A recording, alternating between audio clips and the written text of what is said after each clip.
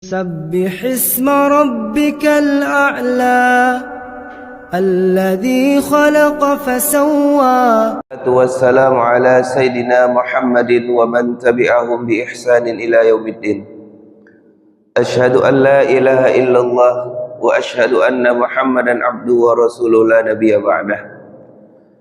Bapak Ibu jamaah yang kami muliakan, alhamdulillah kita telah melaksanakan ibadah salat subuh secara berjamaah. Rasulullah menyampaikan, man shalla subuha fi jama'atin faka'annama shallal laila kullah. Siapa saja yang melaksanakan ibadah salat subuh secara berjamaah, maka dia diumpamakan sama pahalanya dengan melaksanakan ibadah salat sunnah sepanjang malam. Maka Bapak Ibu, tidur kita malam ini itu dinilai ibadah oleh Allah Subhanahu wa taala sama dengan melaksanakan ibadah salat sunnah sepanjang malam tersebut. Kemudian kita bersolawat kepada Rasulullah sallallahu alaihi wasallam, pucuk pimpinan Islam yang telah menegakkan la ilaha illallah, yang telah memberikan kita pegangan hidup melalui Al-Quran dan juga sunnah-sunnah yang beliau sampaikan. Bapak Ibu jamaah sekalian yang kami muliakan, maka pada kesempatan kali ini kami akan coba menjelaskan. Kami berikan perumpamaan, kalau kita melarang anak-anak, tentu anak-anak itu akan bertanya, kenapa ini dilarang ayah? Kenapa ini dilarang ibu? Maka tentu kita juga mempertanyakan, untuk apa agama ini datang? Untuk apa Islam ini diturunkan oleh Allah Subhanahu wa taala? Maka itu dijawab oleh Imam Al-Syatibi, ada 5 hal yang memberikan maqasid syariah, tujuan-tujuan agama ini, aturan-aturan Allah ini ada ditegakkan dalam Islam. Maka Bapak Ibu, yang kita lakukan ini ada tujuannya, mulai dari ibadah, mulai dari menjaga diri kita, aturan-aturan berzakat, sedekah dan segala macamnya, ada tujuan yang Allah maksudkan kepada kita. Maka itulah yang akan kita bahas, apa saja tujuan dari syariat yang Allah berikan kepada kita. Yang pertama adalah hifzuddin, memelihara atau menjaga agama. Maka kita sholat Bapak Ibu, kita sholat, kita melaksanakan ibadah zakat, melaksanakan ibadah haji, itu adalah hifzuddin, memelihara agama dalam diri kita. Untuk apa? Kita sampai kepada surganya Allah Subhanahu wa taala. Allah sampaikan, wa may yabtaghi ghairal islam madina falyuqbal min wa huwa fil akhirati minal khasirin. Siapa yang mencari-cari agama selain Islam, maka dia tidak akan diterima dan dia termasuk orang-orang yang merugi di akhirat. Maka Bapak Ibu, kita melaksanakan ibadah salat, kita melaksanakan ibadah lainnya untuk memastikan tempat terbaik kita di akhirat nanti. Jangan sampai kita sudah hidup di dunia ini, Allah berikan kesempatan, ternyata akhirnya kita masuk ke dalam nerakanya Allah Subhanahu wa taala. Maka kita mengamalkan agama ini, kita terapkan agama ini dalam hidup kita, ibadah-ibadah yang kita lakukan. Yang pertama adalah memelihara diri kita untuk sampai ke surganya Allah Subhanahu wa taala. Maka itulah yang pertama yang dimaksudkan oleh syariah atau aturan-aturan Allah, perintah-perintah Allah. Kemudian yang kedua Bapak Ibu yang kami muliakan, yaitu hifdzun nafs, memelihara diri kita. Maka orang yang menerapkan, yang mengamalkan aturan-aturan Allah, dia sudah memelihara dirinya dan memelihara diri orang lain. Bapak Ibu jamaah sekalian, di dalam surah Al-Isra disebutkan ayat 31. A'udzu billahi minasyaitonir rajim. Bismillahirrahmanirrahim. Wala taqtulu auladakum khasyata imlaq. Nahnu narzuquhum wa iyyakum. Janganlah kalian membunuh anak-anak kalian. Janganlah kalian mengambil hak-hak anak kalian karena kalian takut miskin. Maka Bapak Ibu jamaah sekalian yang kami muliakan, begitu Islam menjaga kita, menjaga keturunan kita. Tidak boleh kita membunuh anak-anak kita, membunuh keluarga kita karena alasan takut miskin. Nahnu narzuqukum, Allah lah, kamilah yang memberikan kalian rezeki. Terkadang Bapak Ibu sangat miris kita mendengar berita hari ini. Ada orang yang membuang anaknya begitu saja tanpa merasa bersalah. Dia meninggalkan tanggung jawabnya. Maka Islam hadir Bapak Ibu untuk menjaga itu, untuk menjaga setiap jiwa. Tidak ada yang dizalimi, tidak ada yang dibunuh. Maka Bapak Ibu juga disebutkan di dalam Al-Quran, siapa saja yang membunuh seseorang tanpa ada sebab, tanpa ada salah, tanpa ada sebab yang dibenarkan, maka dia sama dengan membunuh sekalian manusia.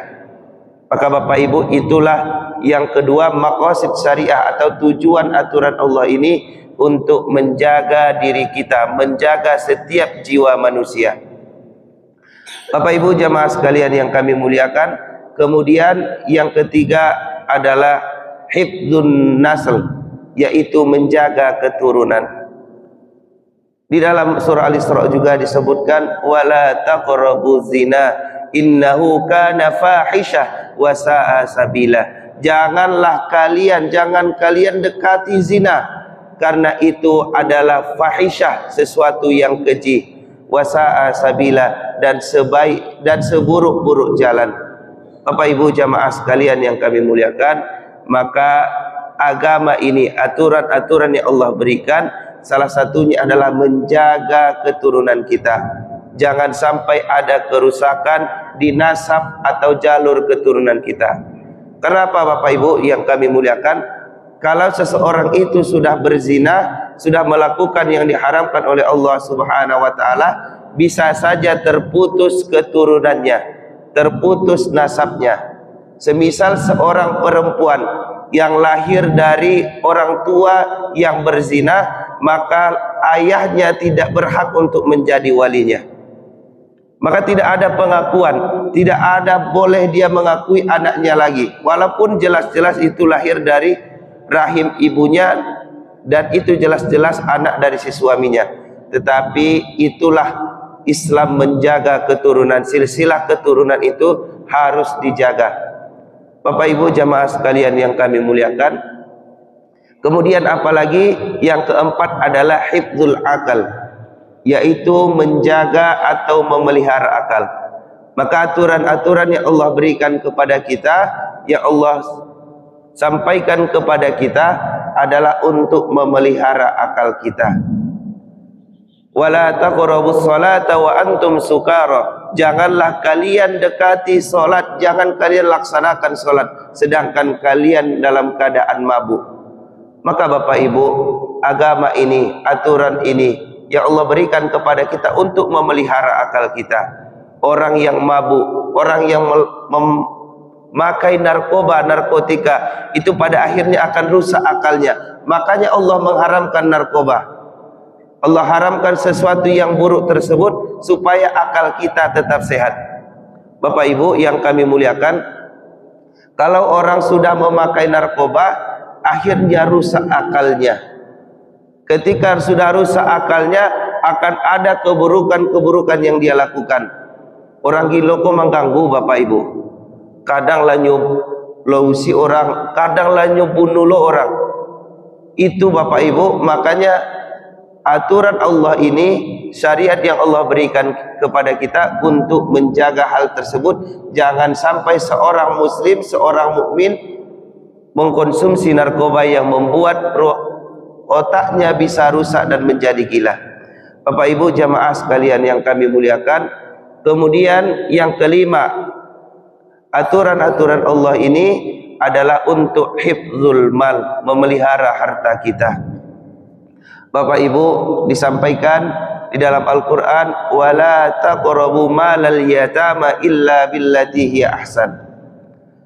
Janganlah kalian dekati, janganlah kalian mengelola harta dari anak yatim kecuali dengan cara yang baik. maka harta anak yatim itu dijaga dengan sebaik-baiknya. Wa aqimus shalah wa atuz zakah, dirikan salat dan tunaikan zakat, yang sejatinya zakat itu untuk memelihara harta kita. Maka Bapak Ibu yang kami muliakan, harta kita ini ketika kita sudah mengamalkan sesuai dengan aturan Allah, sesuai dengan ketentuan Allah Subhanahu wa taala, maka kita menjaga, termasuk menjaga harta kita.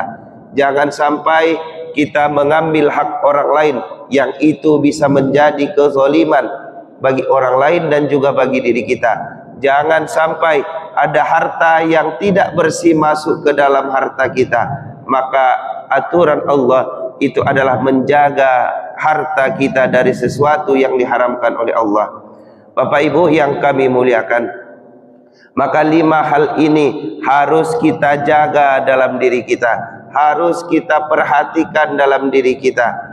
Mudah-mudahan itu kita bisa dapatkan dalam kehidupan kita, dan harus kita perjuangkan Bapak Ibu.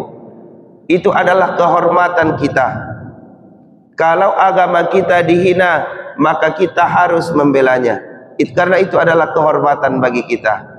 Kalau diri kita dihina, dilecehkan, maka kita juga harus menjaga kehormatan kita. Jangan sampai kita biarkan keluarga kita, diri kita dihina-hina oleh orang lain. Maka itu adalah hifdzun nafs, menjaga diri kita, kehormatan diri kita.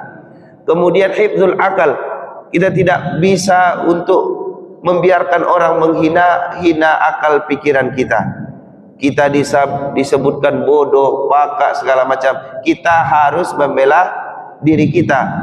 Dalam artian kita sampaikan, kita bantah, kita argumentasikan hal tersebut. Kemudian juga kita harus menjaga keturunan kita, menjaga kehormatan keturunan kita. Kita perhatikan, kita larang mereka dari hal-hal yang tidak dibenarkan oleh agama, hal-hal yang diharamkan oleh Allah. Dan juga kita memiliki kewajiban untuk menjaga harta kita. Maka Bapak Ibu, 5 hal ini harus kita jaga, dan mudah-mudahan maqasid syariah, tujuan-tujuan aturan Allah ini bisa ada dalam diri kita, terjaga sampai anak cucu keturunan kita.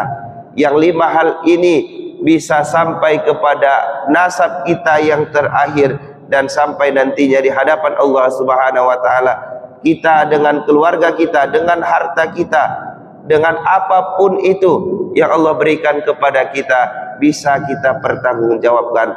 Amin amin ya rabbal alamin. Bapak Ibu jamaah sekalian yang kami muliakan, maka pengajian ini mudah-mudahan ada manfaat yang bisa kita dapatkan, dan lebih hati-hati kita lagi menjaga hak-hak Allah Subhanahu wa taala, menjaga perintah-perintah Allah Subhanahu wa taala dalam kehidupan kita. Demikian Bapak Ibu, mudah-mudahan ada manfaatnya kepada kami yang menyampaikan, dan juga kepada kita semua yang mendengarkan. Assalamualaikum warahmatullahi wabarakatuh.